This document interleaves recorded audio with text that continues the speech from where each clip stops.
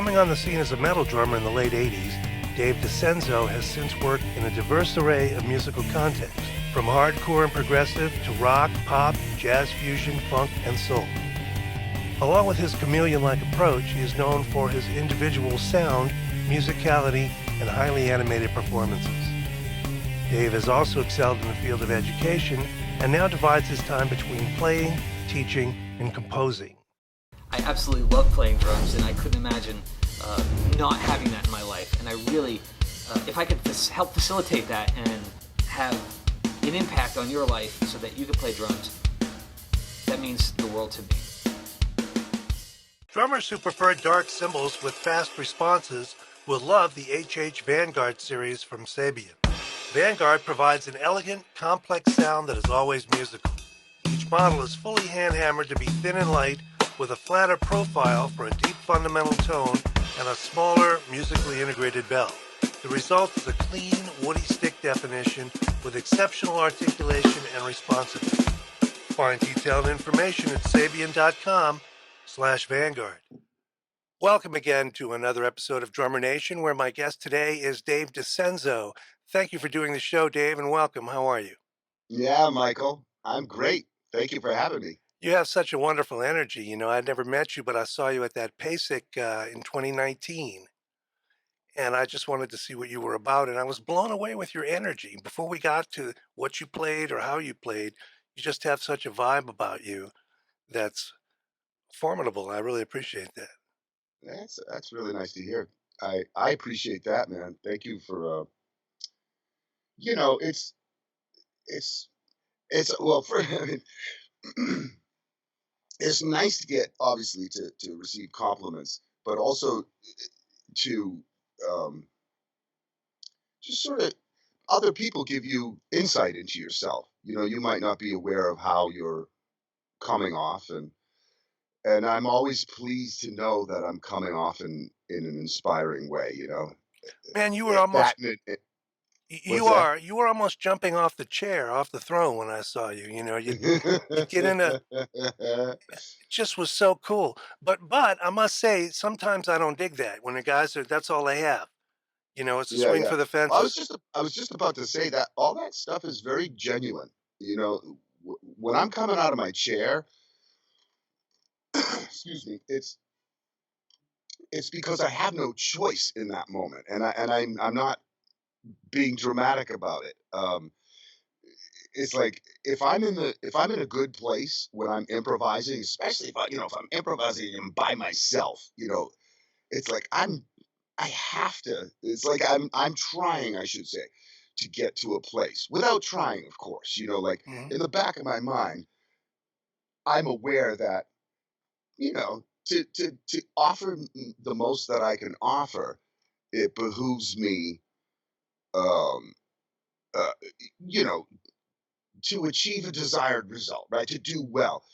Um, but in the moment, you have to let go of that, of course, and uh, it can be. Um, it can be precarious. Um, You can't sh- force it, I think is what you're saying. You you know, can't force it. if it's real, if it's coming from who you are and it's expressed that way, it really comes across. If it's not, and it's an act, that comes across too. And thank you for that because you just helped me finish. I couldn't finish that thought. Um, it's not. It's not an act.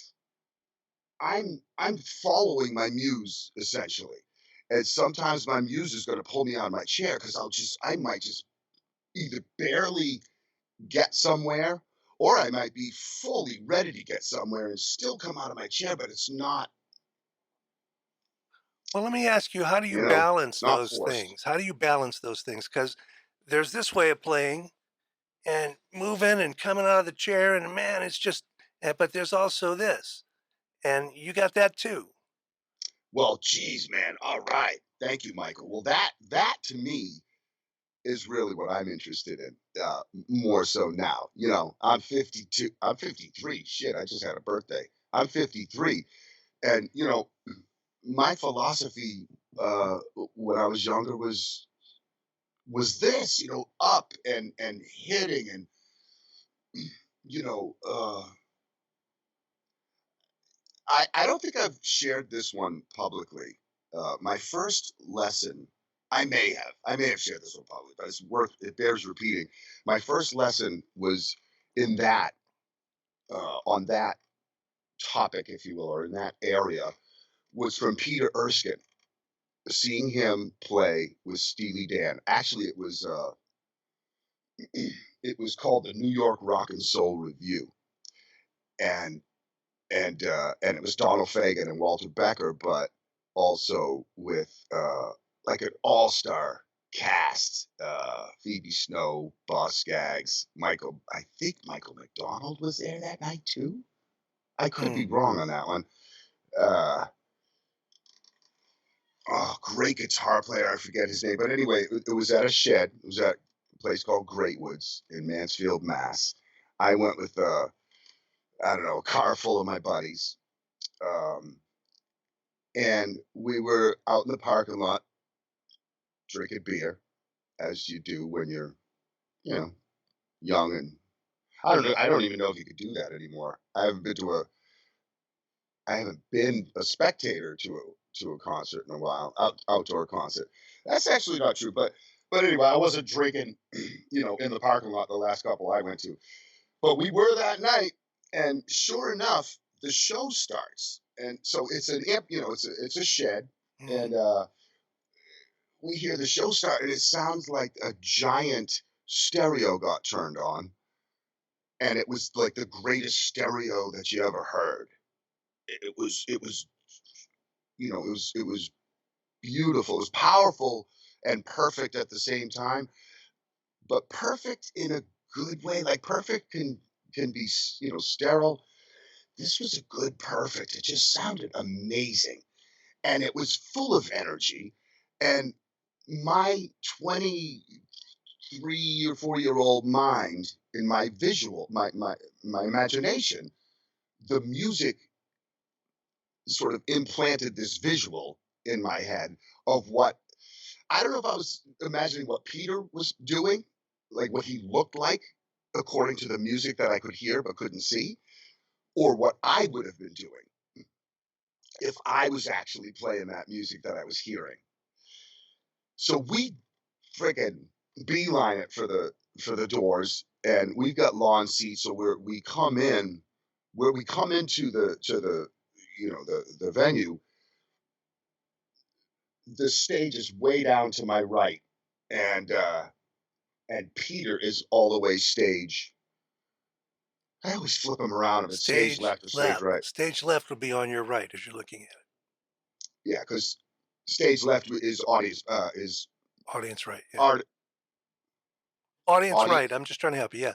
yeah audience right. Mhm. So he's all the way stage left, and he's the first thing that you see if you're where I'm standing, and it just blew me away, man. Like when it he he was oh yeah, I'm on a short tether today. Mhm. You know, like if he was playing like boom, da, ba-da, la, do, da, la, and in my mind I'm walking in and I'm like boom, ba, oh, la, and that's what it felt like to me. Mhm. And the feeling didn't change when the visual changed. And that was just like that was the first big whew Mhm. into that direction. That's a great Oh, story. The old guys and the beboppers would call it tipping. Tipping was ooh, where you were killing it, man, but the energy from visual appearances didn't get past your wrist. ooh, I love that. Just killing it. I Well, love that. I Tip. mean it as a compliment that you can do both because not everybody Well, can I've fit worked hard those. at it since, and I tell you that literally was the first that I recall, like real conscious lesson for me in that area, and I started to act on that from that day on. But I'll tell you, man, it was a long journey. I could you just if your philosophy is big and you do big all the time for a long time, you can have that thought of like you can have that epiphany like holy shit, that's possible. I want to do that too. I want to be able to do that. Well, You can't just have that thought and then do it. well, You you've have to done keep gigs, having the but you've done metal gigs and pop gigs, where you were big and they probably wanted that, right? yes, yes, So there's a time and a place. absolutely. And so, for me, it comes down to what I want out of the instrument. And if I come at it from that angle versus what the instrument needs to do for the context that I'm in, and I'm not blaming it all on the context. I'm in control. I don't have to beat the shit out of the drums if somebody wants me to, if I don't want to, Hmm. unless they're going to be like, you got to do that, or we need to get somebody who's going to. But as I've gotten older, I come more at what I do from the angle of what is possible out of this instrument. And there's so much more when you leave a giant freaking dynamic ceiling above you. There's so much more possibility. And that's my experience. I love And that. that, My wife was watching an old Elvis thing last night, a live performance, and I noticed that it went up and it came down and it was big and it was small and it was intimate, then it was rocking, his post Vegas Elvis. And yeah, I made the comment, you don't really hear a lot of that in pop music anymore. no, you don't. No, Okay, you well, don't. well, before we lament the state of pop music, because we love music, uh, let's go back to you. You grew up in a musical family. In fact, your dad was a great drummer and had a drum shop that you worked at. He was a blessing to so many people. He was a blessing to all who studied with him in that he gave you a well-rounded personal private education. You know, he he really he really did a wonderful service to people because so many teachers do not do that. And it's really important, especially when you're getting someone in at the ground. You get a student who's coming in at the ground level, you really have an opportunity to do a wonderful thing. Now, you can do wonderful things for young students in many ways, sure. But one of the ways is to give them a solid footing with which to, if they want to, go forward, you know? And he did that, man. And part of it was he was a very organized guy.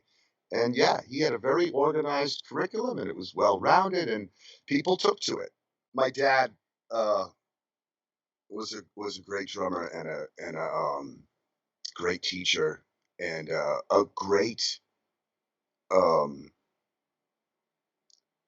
uh, ambassador, of the Sure. arts, I would say in general, but certainly with drumming and to in his area, in his spot, like he was, he's a legend. What's that saying? I'm widely known in small circles, you know? That's what drums are all about, really. I mean, I I did a thing a few years ago where I asked everyone I ran into. I've told this story before. I'll make it quick. I asked everyone I ran into if they could name a drummer, living or dead.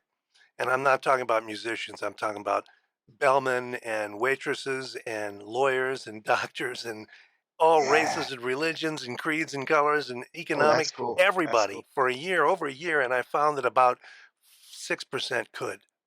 Did you document that? No, I Like, that's just cool. roughshod, but Yeah. most of them couldn't. Now, if you say, "Well, don't you know who Ringo?" Yeah, they would know if you told them. But to just pull it up, it's a very small circle, is what I'm getting at. That we tend to forget. Um, but Yeah. the initiated really love it. So your dad was involved with like kind of creating a drum set curriculum, right? I Yes. mean, there wasn't much of that back in the early days. No, man, my dad was I mean, I think that's where I can't speak to his music as much as I can to his teaching because honestly, most of the stuff he did was by the time I was of age to go see him play was private.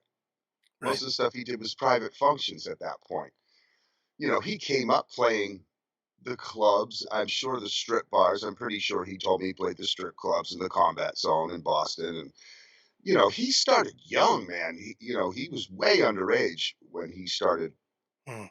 as a professional drummer. And So are you, right? I think he was even younger. My first official gig was, paying gig was, I think I was 15. Yeah. In fact, I'm almost positive I was 15, and I was in the ninth grade, and it was a New Year's Eve party, and the band leader was an old cat, man. He was old, and I showed up with like big drums because that's all I had at the Hmm. time. Big tubs, and big and cymbals, and, ta- and talk about what's that? big drums, big cymbals, big sound. Yes, yes, and no control. Right. I That's had no control. Like, I'm probably over dramatizing it, but it was hard to play quietly, man. You talk about that first lesson from Erskine. I still have to share that story with Peter, but incidentally, I've never told him that. he'll like that. So, um, yeah, man. Um, you know, uh, So you were doing club that was dates as a really kid. difficult. Hmm. Hmm. It was really difficult. Yes, I started on 15. My dad, I think he started when he was younger than that, But but that was great training, don't you think? I mean, I came up that way too. Did weddings and bar mitzvahs and luncheons and memorial dinners yes, and yes. corporate parties and whatever. And you would always be handed your ass on something, you know? Yes, Like, oh, what do and you mean you don't know cumbia? Whatever. Could be anything they throw at you, you I could know? give you a good one. Go ahead. And I played this song probably, 75 or 100 times over the course of like, I don't know, 6 or 7 years that I did that GB scene. GB general business. General business, right? Um, all those types of gigs you were just talking about.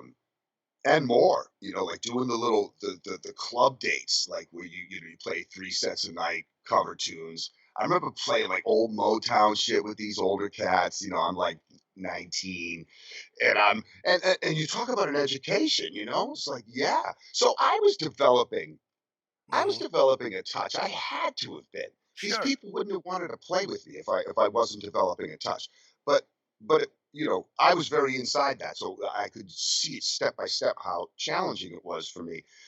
Uh, where'd we go, Michael? What the hell are Well, we talking about? when you were doing that, your mentors, your heroes, were not playing weddings. Who were you listening to then? What did you want to be like when you were 16? When I was 16, did you say? Yeah, Man, this shit's so fun. I'm gonna go off a tangent. So I might forget it's all right. what I'm talking about. Um, 16 years old, I was into Bonham. Good start. Good I start. got turned on to I got turned on to Zeppelin when I was in the seventh grade, and and I was way into Kiss before that, like very much so into Kiss. In fact, I just did a DJ playlist party with DW, and I offered up a Kiss song uh, from 1977, I believe it was, and when I heard Zeppelin, it really was sort of life changing. It's like it just sounded so foreign to me. The first song I heard, it was on vinyl. It was at my friend John Barbati's house. Who I was in a band with him. I was playing guitar, seventh grade, uh, and it was Black Dog, and it just sounded foreign, like weird, like cool, really cool. And then Bonzo goes,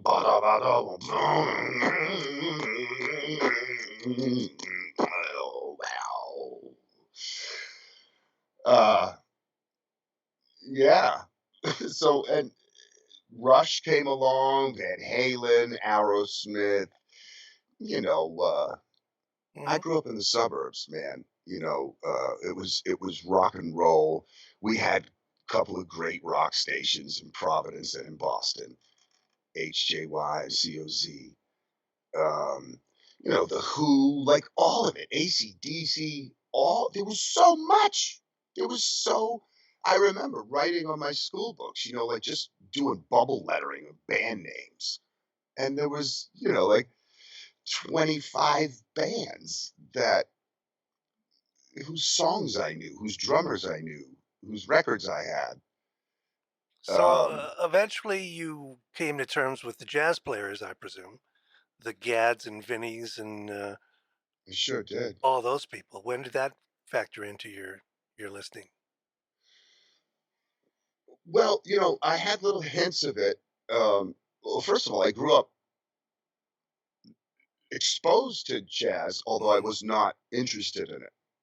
It didn't, I wasn't like trying to be averse to it. It just it didn't penetrate the way, the backbeat did and the pop melodies did of the day. And pop was pretty rich. Yes, it had its shallow spots for sure, but man, Lionel Richie was all over the airwaves. That dude could write a freaking song He after could. song. Now, when you say pop, you mean it in the general sense of popular music, Yeah, right? popular music, N- not like Not rock, pop, easy listening, like a little tiny category. Popular music. In other words, you would include all those bands in pop. um what bands? Like bands like The ones you just Rush mentioned. and Yeah. Is Led mm, Zeppelin pop? Is no. okay. In my, I could see, of course, it would make sense because they Well, were popular I, extremely. I'm asking. That's why. Yeah, for me, I sort of categorize it. I guess Mhm. um, it's pop for me was more, in a way, it was all pop because it was all popular, and you could listen to uh, a station that played, multi-styled playlists, and you could Sure. hear, you know, I think if I remember correctly, you could hear, a wide spectrum of like from Zeppelin to Lionel, to the Commodores, Hmm. to Stevie Wonder, to Little River Band, and like Little River Band. Not all their songs were killing, but some of them were killing, like really solid. And I would say that was more pop, Right. where Zeppelin was more rock. Sabbath was not pop. They were popular. They Right. were from my first show that I saw at an arena. My first arena rock concert was Black Sabbath.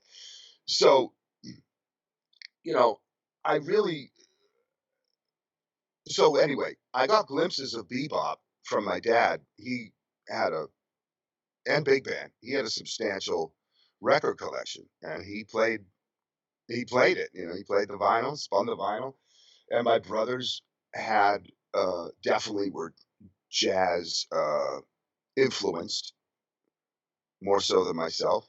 So I was exposed to like Chick Corea through my brothers, um, Chicago, Danny Seraphine, um, Blood, Sweat, and Tears. Like Sure. Yeah. I remember a Michael Franks album. I remember George Benson. So what I was getting at Frickin' is you had the whole mix. You had all kinds of drum set I did. music. I did. I just wasn't interested in it all, nor did I understand it all. Like jazz, literally, confounded me. Hmm. I remember thinking like, well, how do these people know where the hell they are? You know, Sure. Yeah. because I didn't understand jazz. I did not understand it. Hmm. You know, uh, so I didn't understand that they were short songs that they were played once and then expounded upon Hmm. by the soloists. Yeah. A lot Eh, of people are confused yeah, by that. Uh, it just so eventually, how did the gig at what you began to teach at some point, right? Or were you teaching all along? well, I started the first lessons I ever gave were on guitar to a couple of buddies of mine in the neighborhood. Um, and then I started teaching drums, a short time after that, probably a few years after that. I think I started teaching drums at my dad's shop, um, and I was probably, I don't know, 17, 18. But Michael, I just thought of Zach Danziger, who I just saw a clip of last night on YouTube. He was 17 when I went to the Drummers Collective in 1988, playing with Michelle Camilo. I mean, come on.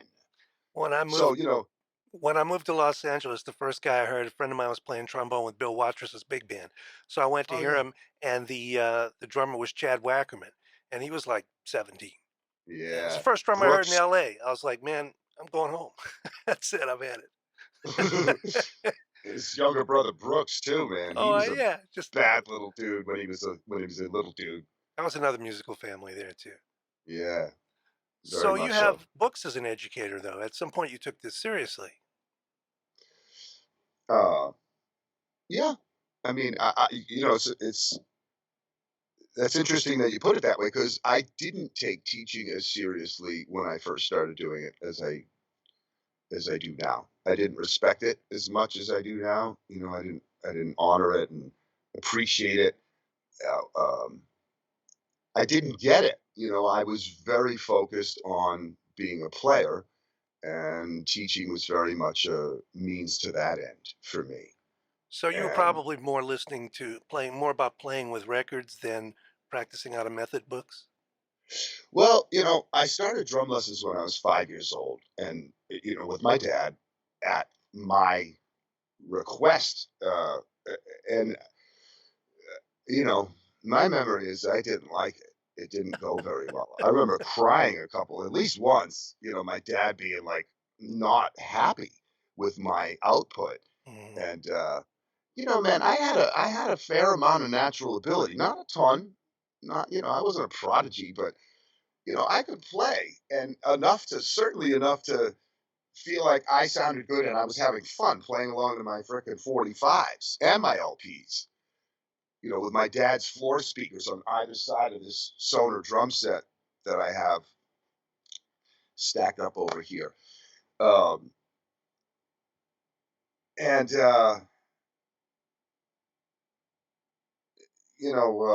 I could, shit, man, that just took me out. The Sonar drums, it just took me up back to those days. So, um, yeah, teaching was a means to an end. I wanted to play. I was not a good student. Oh yeah, I was not a good student at that time. I was terrible at it, but I could play. So I would play to my records and not practice. Mhm. Well, that is And practicing. it, I wasn't practicing my lesson, Well, and so my dad wasn't pleased. that's what I was getting at. Yeah. Okay. I wasn't doing my Haskell Har snare drum book and my bass bops, Samuelano bass Hmm. bops book. Well, that's Uh, kind of you how know, Jeff Porcaro came up, right? He had a famous dad drummer, and he yeah, played with records. That's about it. I mean, he just played yeah, with yeah. records all the time. Worked for I him. did a lot of that, man. Hmm. Those were some of the greatest days of my entire life, Well, the still. music was so great. But yes, the music was so great. It was also just that time in my life where I'd go down in my parents' basement and you'd have these records that you could look at. You almost felt like you were there. Like I remember playing a Kiss Alive, both Kiss live records, Alive 1 and 2. Hmm. And god damn, it's like you open the records, you put the record on the crowd. I know they mixed the crowd in, it was doctored, but like the crowd came out of the speakers and these you figure if I'm 10 years old at the time, younger. I got into Kiss when I was like 8 or 9, and I could play along to Kiss. So I'm down there, and I was just thinking like those floor speakers were probably almost as tall as I Yeah, was sure. at that Yeah, yeah. point. So the music coming out of there was massive, and then the drums were right in between them. My God, it's still like it's still like palpable to me. Um, the joy of that, man, the Still gives exploration. still gives you goosebumps, right? It does, man. It gets me excited. I tell that to my students almost daily. Like I'll finish a lesson and they can sense my excitement, and I'm like, dude, or do that, whatever the case may be. You know, I've been doing this since I've been 18 months old. There are pictures of me sitting on my dad's drums with sticks with a serious face on, like trying to, figure it out. And I still love it. Like I still that the instrument, the music still excites me. The possibilities, the learning, the never-ending learning, Hmm. the self-expression, and the sharing, of course, and teaching. But even without that, if I wasn't a teacher, it excites me still. And I'm very grateful for that because it's not been the trajectory has not been this. I've been like depressed, disenchanted. I've hit ground a couple of times, uh, pretty hard a couple of times, and you know, Well, let me ask you this. As we get older, we learn that you can't satisfy yourself completely at the drum set. You have to have a balanced life. And I remember you saying somewhere your dad had a great saying, "Life is a full-time gig." that's so awesome, man. It's so nice to talk about my dad, you know, uh, Well, he had and that, right? I mean, he exponentially. had a family. He had his gigging, his playing, his teaching, his shop. He had a balanced. You got to have a few legs on the stool, or you're gonna fall. Exactly. He did the best he could. That's not an easy balance, as most of us know, especially if you add children Hmm. to the mix. I mean, even just having a relationship and being a full-time, musician, is a challenge. And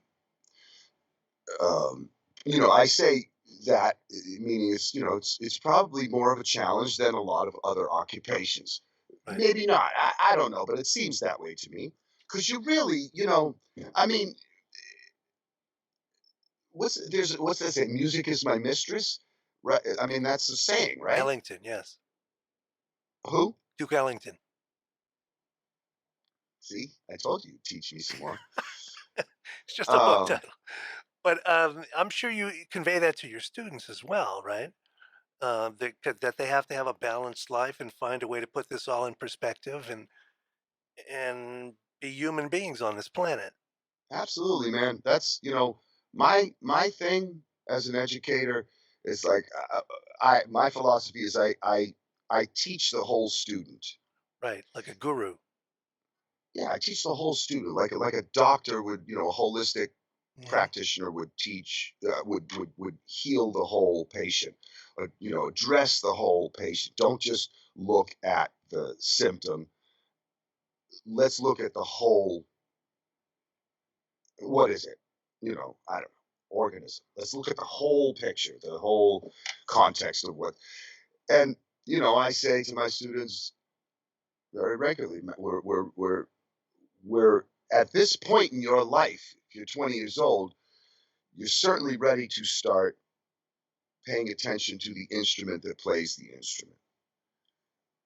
Well And said.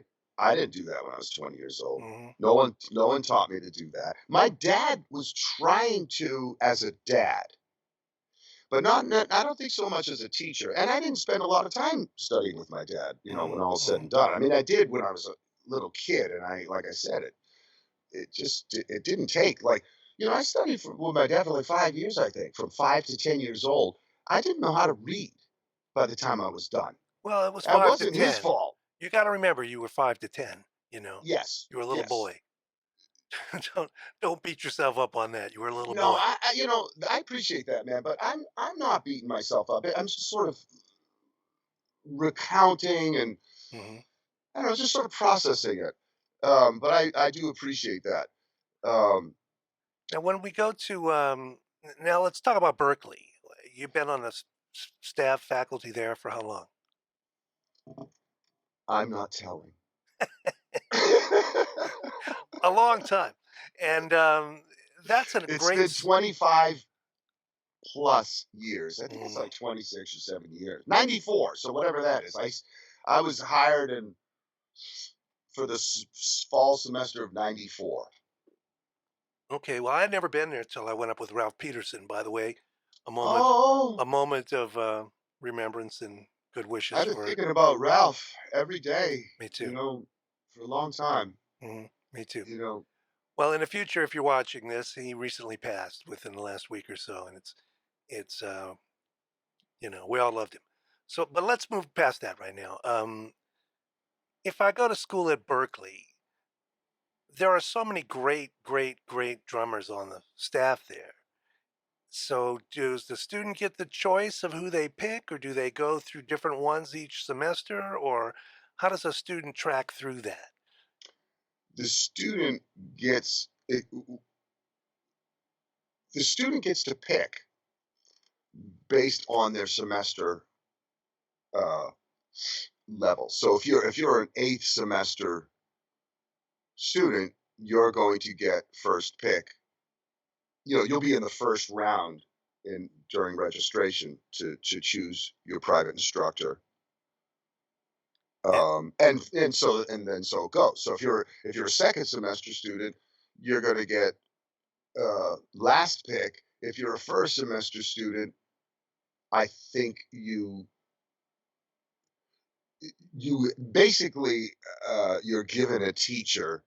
You know what? I don't know. You might be able to pick, but generally, by the time a first semester student registers, a lot of teachers are are full. full. Their schedules are full. And I imagine there's a core curriculum that you have to address before you get to the specifics of working with a Brazilian drummer, for example.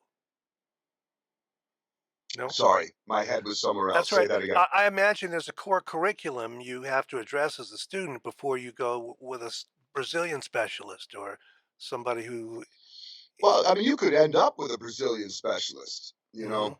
And I was just thinking, like, I can't even say that most teachers' schedules are full by the time a first semester student signs up. I don't even know if that's true. My schedule is full by the time that happens. So, that's how that works.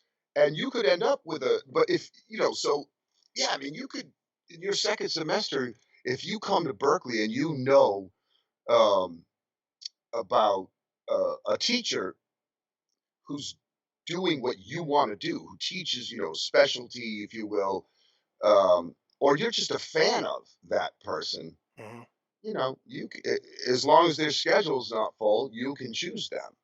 And let's not forget, I learned when I did the North Texas thing in the 70s, and whatever's being taught at that school is passed around among the peers of the students, right? Yes. So you really have access to everything. And I know a lot of kids, I did, learned as much from all the other guys, some women, mostly guys, than I did from the teachers themselves.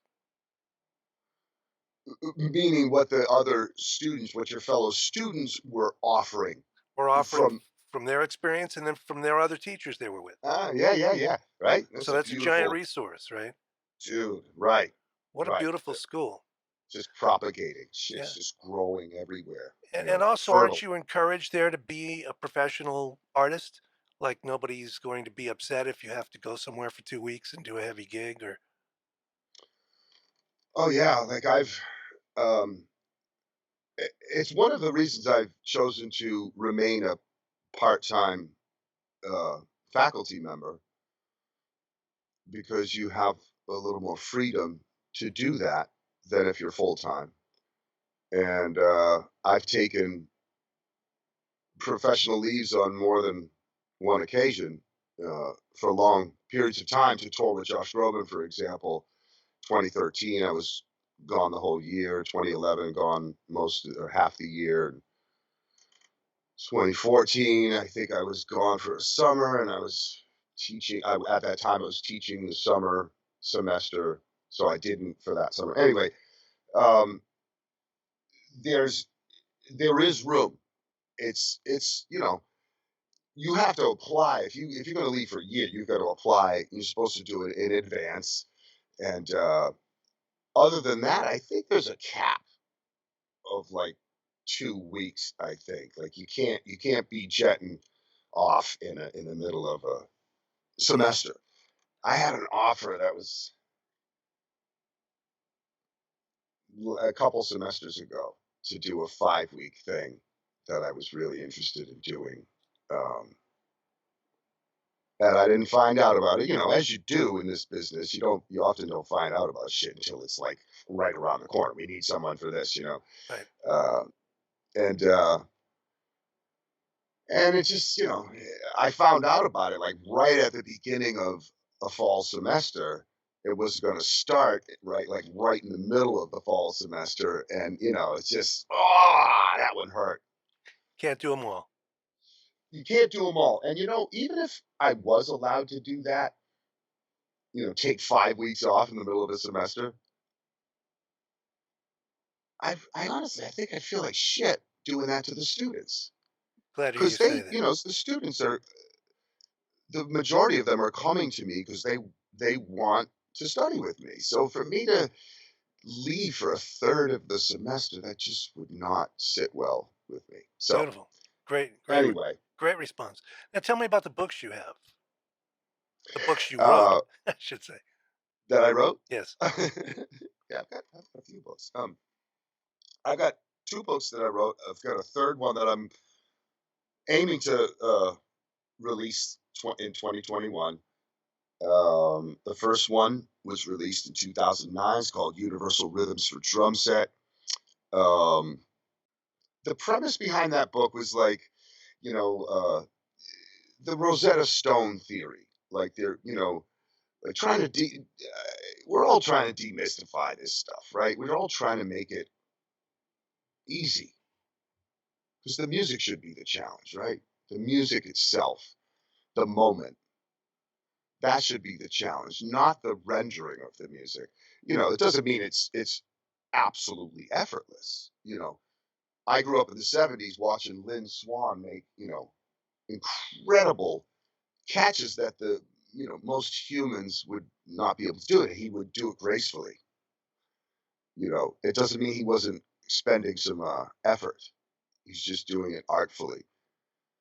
So, um, so the premise behind the book. How did I get to Lynn Swan from this book? From artistic, graceful delivery of the process of playing. Okay, so with universal rhythms for drum set, oh yeah, demystifying. We're trying to make it easy, right? Mm. We're trying to make this easy. The challenge should be the music. So for me, I remember a time where I just was hitting creative walls. Like I didn't know what to say anymore. It's like I'm partaking in these conversations, these musical conversations, and I don't know what to say anymore. I feel like, you know, it's like such a cliche. I feel like, you know, I'm saying the same thing all the time. You know, I hear that all the time from my students. And I'm like, I got the answer for you. Oh, What's the with answer? the well, the answer is you have to have an idea. You know, Universal Rhythms of Drum Set is about 5 ideas. And it teaches the student, the reader, how to interpret these 5 ideas in many different ways on the idea, off the idea, weaving in and out of the idea, um, I like that. so that we can expound upon the idea. That's what we're all trying to do. We're all, you know, we're all storytellers, and if you don't have an idea, if your ideas are words, you're screwed. And that's exactly I know. See, like I know all this shit from experience. I remember being hamstrung and being thinking words when it was time to be creative and say something.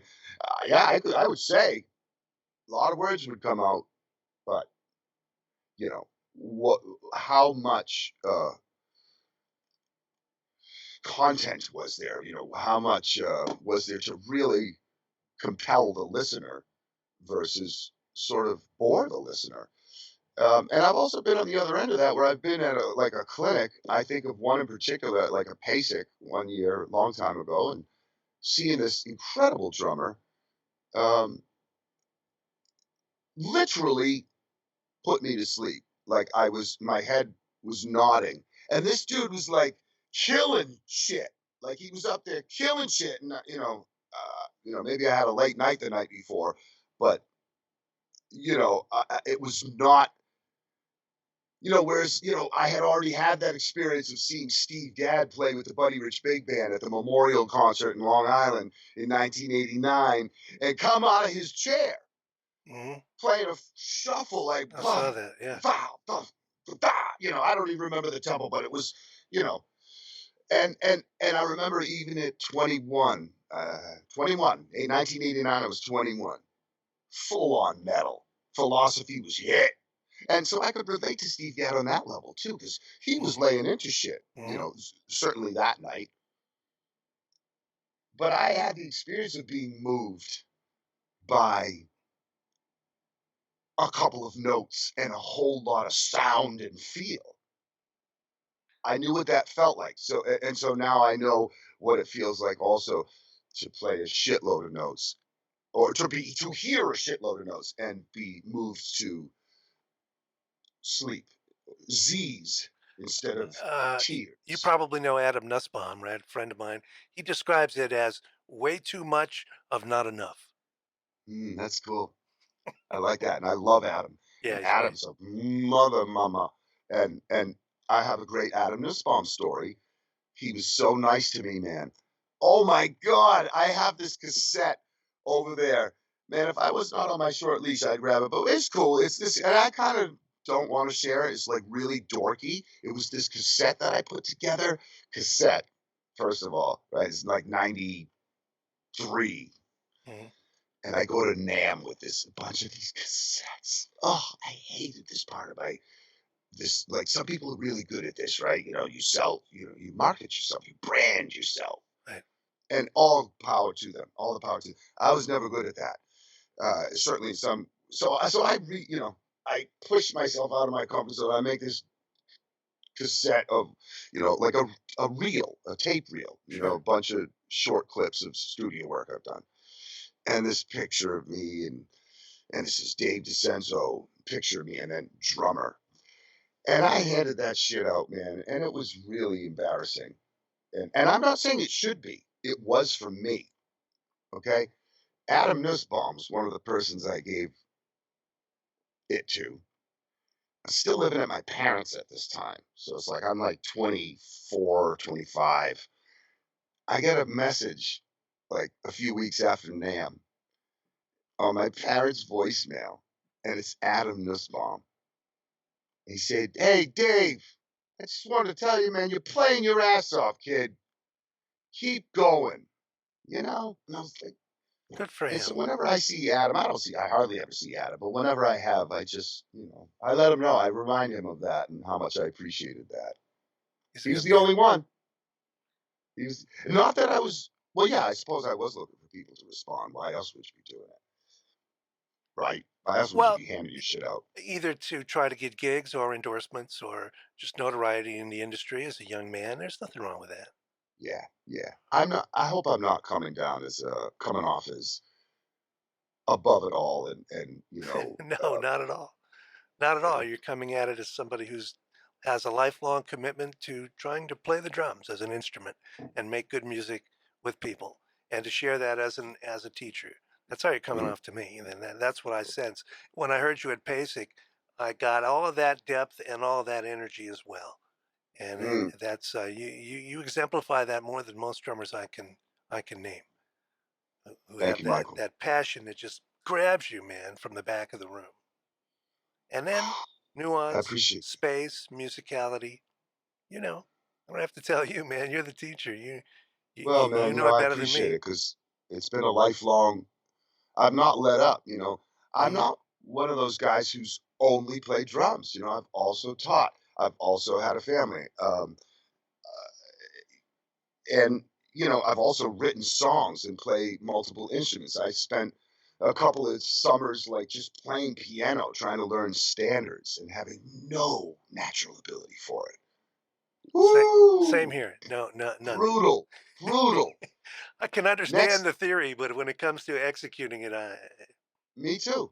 Me mhm, too. I can't do it. So, next life. I want to be a pianist. Yeah, well, if we could all come back as one thing, it should probably be a piano player because they have everything in front of them, right? They have everything, and then if you can sing on top of that, oh, you could live on an island by yourself, and you might get lonely, but you'd survive. Hmm. So the playing is for the kind of an esoteric question. W- You play because you need to play, because the creation of the music is the focus, or does it matter that it's heard, or that it's popular, or that it's listened to, or is it the just the expression that's the most important part? It's a great, great question. It's been all of those things for me at different times. Um, so,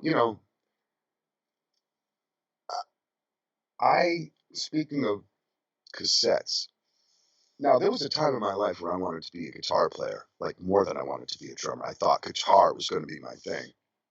And that, obviously changed. But guitar never went away. My desire to play guitar, my desire to play piano, which I'm terrible at. Like guitar, I can actually play to a degree. Um, and so there was a time, I should say, that desire to be musical on other instruments and write songs and sing, it never went away. So that's been a side, sort of mistress that since I was a boy. I was always enamored with guitar first, Mhm. and then piano came along, bass too. My God, oh, You want to oh, play them all. Uh, speak, yes, yes. Speaking of which, now that everybody's playing on their own during COVID, were you doing any projects that way? No, actually, COVID put the kibosh on. Well, not entire. Well, yes, temporarily, entirely. Like it just derailed this thing that I was working on with a collaborator friend of mine, and But you I probably have like. n- I'm sorry. Go ahead. I have an album's worth of songs written for the first time in my life. Lyrics, soup to nuts, lyrics, guitar parts, maybe not all the bass parts, uh, the arrangements, like solid lyrics, melodies, uh, ideas for drum interpretation. And my plan, as this was all being created, was to not stop, but to document it all, record it all, and I'm going to, but I stopped. And part of the reason I stopped was COVID. Part of the reason I stopped was I had quite a scare in 2020. I realized how much hearing I've lost, and um, the scare was I wasn't exactly sure how I'd lost so much hearing. Um, I've been very much monitoring my hearing, capacity for a long time, and when I discovered just how much I'd lost, I got really scared, and um, because I didn't know what to do. It's like, am I losing hearing, in my everyday life? What's going on? Like, why all this hearing loss? So COVID hit right around the same time, and I've just been sort of hunkering. Like, I needed to seriously, I needed to like go fetal for a couple of months last year to figure out, or to just ride out the fear Yeah, um, I think of what I was going through. riding it out is a good way to put it. We all had to just step back and realize we're not in control, and this thing's going to end sooner or later. I'm old enough now to where I've gotten 2 shots already, and it does Yeah. change your perspective a Well, lot honestly, Michael, I wasn't even talking about the pandemic. I was talking about the fear of of a going hearing. forward in my career Hmm. and going deaf. Hmm. And what's the I've status got of I that? How are you with I'm that? What's the status there? How are you with how's your hearing? well, my hearing still is terrible, but uh I have hearing aids now. I wear hearing aids. I'm 53. I wear hearing aids. It was traumatic. I'm not gonna candy coat it. It was traumatic for me. I tend to take certain things pretty damn hard anyway. I'm not the best at rolling with the punches. I've taken a few on the chin, um, and this one knocked me out. Hmm. I was just scared for my life because if I couldn't do this, if the thing that I did with my life was going to cause me to go deaf, so um, yeah, my hearing's terrible. I have hearing aids. I have a fantastic audiologist who's helped me um, on a technical level and on a just giving me knowledge that I trust and providing me with some sense of peace. I now wear uh, what's those GK ultraphones, the Gordy Knudsen Hmm. uh, ultraphones. They're basically Peltors with Sony drivers, Sony speakers in them. So it's good audio. I don't know if you'd say high end. I guess you could say it's pretty high end audio, fairly high end. Um, Way better than any alternatives that I've used, and the isolation is better. So I Hmm. feel safer there in recording situations, in teaching online, um, and teaching in person. Now down at Berkeley, I'm teaching. I'm back in person, and I'm wearing Peltors, and and, you know, and I haven't had to tour, so I don't have that fear. There's a part of me that there's a part of me that says, Dave, don't ever tour again, because you don't know. Playing in front of, and if this can help anybody, someone said to me, my best friend said to me, you're going through this. One of the reasons you're going through this is for the greater good. You're going to help people. Yeah. And so if I can help people right now, I would say be careful. Here's something I didn't know. I feel emotional about talking about this. I'm not going to cry, but I can feel, I can feel this in my body. Um, I didn't know that people are susceptible. Certain people are more susceptible to hearing loss than other people. Whether you're a musician or a friggin' postman, you know, you could experience the same exact things in life. Your ears could. And you could be 50 years old and you could have lost 25% of your hearing in certain frequencies. And your best friend or your buddy who's 50 years old, no hearing loss. So I would encourage everybody to keep that in mind, because it just because other people are able to, like, I think of people like I can't help but wonder about people like Dave Grohl, who's been hitting like a beast for as long as I have, as long as I started back around the same time, hitting like a beast, and no hearing protection.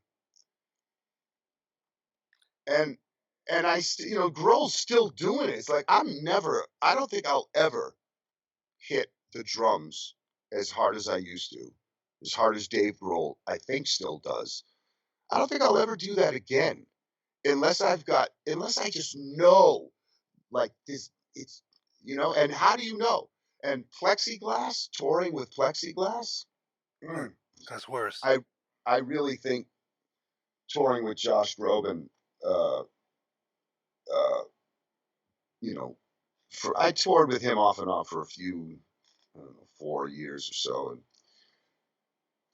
plexiglass. There was one tour I remember where I was surrounded in it, and it was tall. I was literally surrounded. We were playing with orchestras, Hmm. 64-piece orchestras, and I've got like four double bass players. I'm here.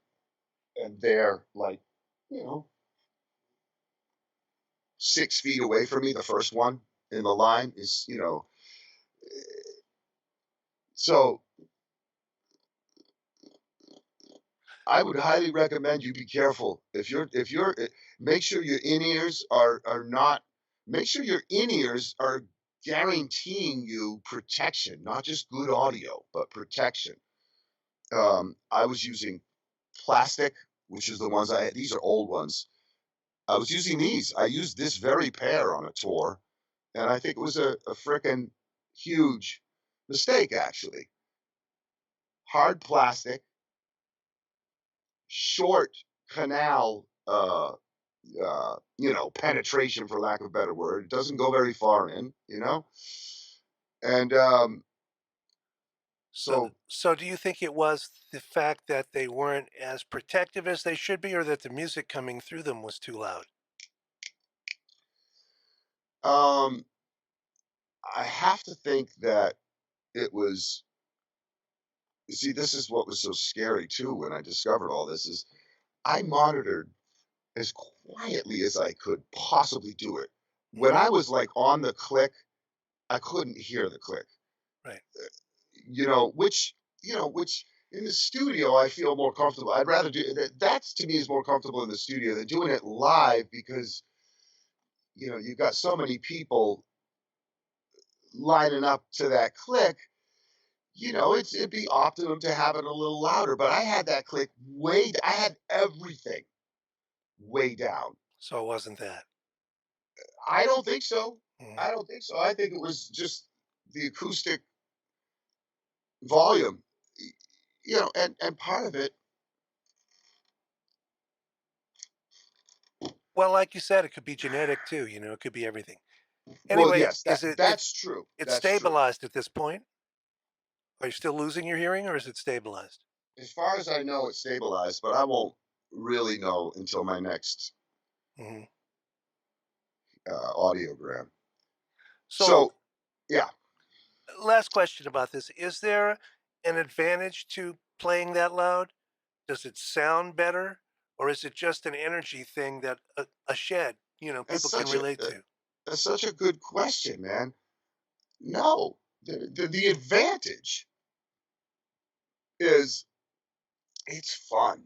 Hmm. I enjoy playing in arenas and putting on a visual show, and I enjoy hitting the drums hard.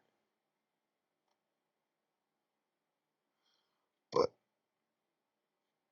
I mean, Peter Erskine, we already talked about it. Peter Erskine, I wasn't playing bigger sheds than Greatwoods with Josh, well, some, Well, but I saw Peter with Steely Dan in an indoor shed, but it was 20,000 people or something, and he had monitors in, but then he had like shooter headphones over those to keep this who, Peter Erskine to keep from the what I understand, stage noise out, you know, because he had his mix fine, but then he had to have something to block all the other stuff coming yeah, in. I tried that in sound check when I was touring with Josh, and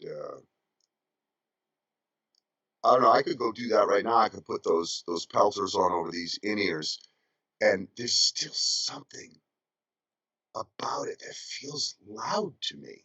It Mhm. was weird. I tried that with gunshot headphones Right. um, in sound check. I wasn't really too psyched about doing it on stage for performance, but I was willing to if they would, if they would have Mhm. been okay with it. But it still felt kind of loud. But um, anyway, yeah, be careful with your ears, and no, you don't have to beat the shit out of the drums to make the drums sound great. In fact, this is even a cliche at this point. Most, you know, seasoned drummers of any length of seasoning know that you can overhit a drum. You can actually make a drum sound worse by hitting it Right. hard. So you gotta, and I'm good at it now. I gotta say I can toot my own horn in that regard. I know how to hit hard and with grace, like taking something off of it. So I play big and I will play hard, but I'll take something off of it. And you have to do that if you want to, you know, you gotta. That's how you get your size. That's how you get width. That's how you get size and width. Does size matter? Yes, it does. Even if you're playing like Peter Erskine at Greatwoods that night, he was creating a sizable sound, texture. There was a lot there. It wasn't just volume. It wasn't just a point. There was a point, and there was a body, there was skin. You know what I mean. And you Absolutely. can't do that if you're beating the crap out of the drum and not doing it gracefully. Well, this has been great, Dave. Gotten into a lot of good drum stuff and talked about Yeah, music and life and the things that really make a musician able to make a career out of it. And to me, that's more important information from you that I appreciate than, page 37 of the syncopation book with yeah, this man. variation and all that stuff. So I really Cool, Michael. appreciate it. There's some great answers you've had. And Thank you, man. very Great inspiring questions, cat, very inspiring cat. So dude. my guest has Thank you. been Dave DiCenso on Drummer Nation. Uh, your website is what? DaveDicenso.com? DaveDicenso.com. And You there's some can great find me. stuff there. I was just there. And Cool. Thank you. teaching at Berkeley. Facebook, Instagram, Berkeley. Yup. Keep an eye out for online master classes that I've been doing with thegroovemasters.com. A lot of education there for anybody watching. And check him out. Look him up. Bad Cat, one of the greats. Thanks again, Dave. I really appreciate it. Michael, thanks so much, man. It was a pleasure. Great. I really like doing this with you. Much appreciated. All right, Michael.